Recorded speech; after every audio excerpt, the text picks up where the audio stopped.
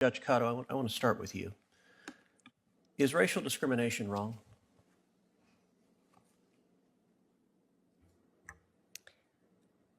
Senator, our Constitution prohibits race discrimination, discrimination on the basis of race. Okay, let me ask again, is racial discrimination wrong? Senator, as a judge, I don't deal with issues of morality or whether something... So you have no views on whether it's right or wrong? Senator, because that is an issue that is frequently litigated before the courts, pursuant to Canon 3 of the Code of Conduct. Okay, so why does the Constitution prohibit racial discrimination? Senator, I think it's part of our Constitution and this nation's history of aiming for equal justice and treating people, regardless of any protected class status, equally and fairly. So discriminating based on race violates, I think you just said, our Constitution's history of aiming for justice. Is that a fair characterization?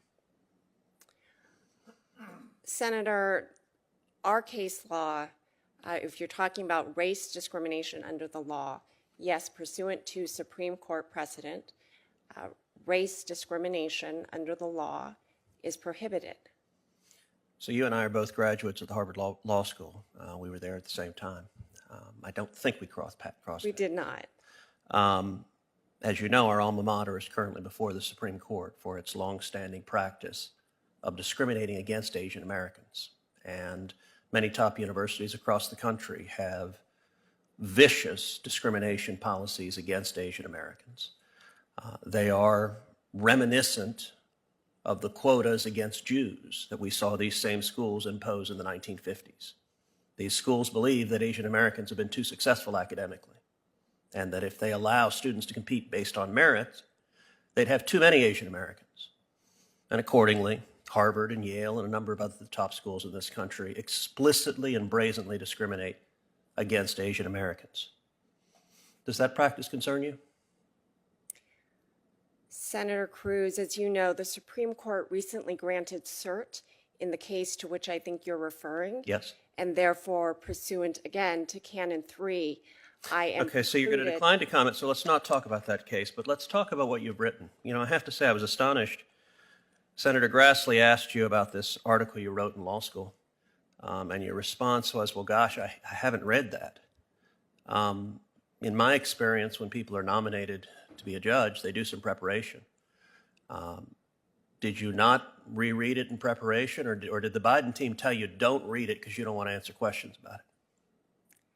Senator, I read it, but again, the question that Senator Grassley... Okay, good. So you read it, so let's talk about it. I've read it sitting here, and I find it stunning. Look, there is a pattern of this administration nominating political activists and radicals to the bench, and they've done it for a year. I think I found the new campaign slogan for the Biden administration: lower your expectations. Because that's exactly what you have to do when you are nominating clowns like this to federal positions. And I'm so glad that Ted Cruz is out there absolutely grilling this woman over her past comments, her past statements, and her past writing experiences, which she just so happens to not recall. But when you go in front of the Senate to get nominated for a major position, when you go through their process, you need to dot your I's, you need to cross your T's, and you need to make sure that you know exactly what you're talking about. And the fact that you don't really happen to recall or are willing to comment on a major article that you wrote for a massive law school, ironically, which she attended with Ted Cruz, the fact that you don't remember that is just the least little bit suspicious.